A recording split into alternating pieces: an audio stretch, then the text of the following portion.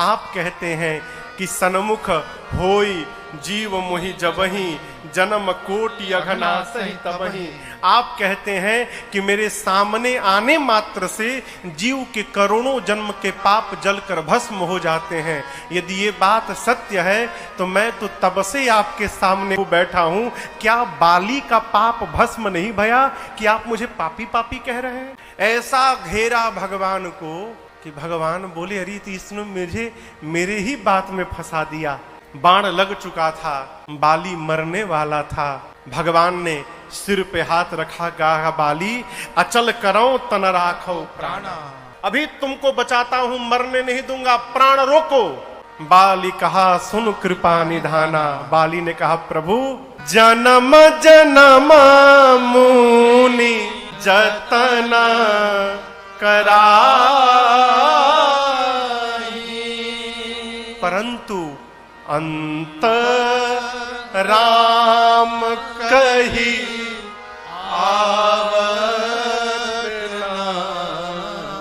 नाथ। मुनि लोग जन्म जन्मांतर यत्न करते हैं कि मरते समय मुख से राम निकल जाए, लेकिन प्रभु राम आता नहीं है। और आप इस बाली का सौभाग्य देखिए नाथ, मैं मरने वाला हूं तो राम का नाम नहीं, साक्षात राम ही मेरे सामने खड़े हैं।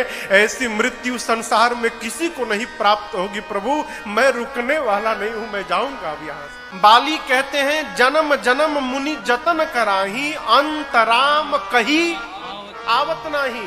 इसका अर्थ है, अब इसका दूसरा अर्थ देखिए, जन्म जन्म मुनि जतन कराई। मुनि लोग जन्म जन्मांतर यत्न करते हैं, किस लिए? अंतराम कही, अंत में राम बोल देते हैं, उसके बाद दोबारा यहां पर आवत ना, अंत राम कही फिर आवत। अंत में जो राम कह दिया प्रभु, वो इस आवागमन से मुक्त हो जाता है, वो आपके परम धाम चला जाता है। बहुत कठिन है नाम निकलना। माई बाप, अंत में भगवान याद नहीं आते हैं, अपने बच्चे याद आते हैं। और यदि बच्चों का नाम भगवान के नाम पर हुआ ना, तो हो सकता है कि बच्चों के बहाने ही हमारे मुख से भी मरते समय भगवान का नाम निकल जाए और हमारा उद्धार हो जाए। इसलिए नाम बच्चों का भगवान के नाम पे रखें। येन केन प्रकारेण मुख से भगवान नाम का उच्चारण होना चाहिए।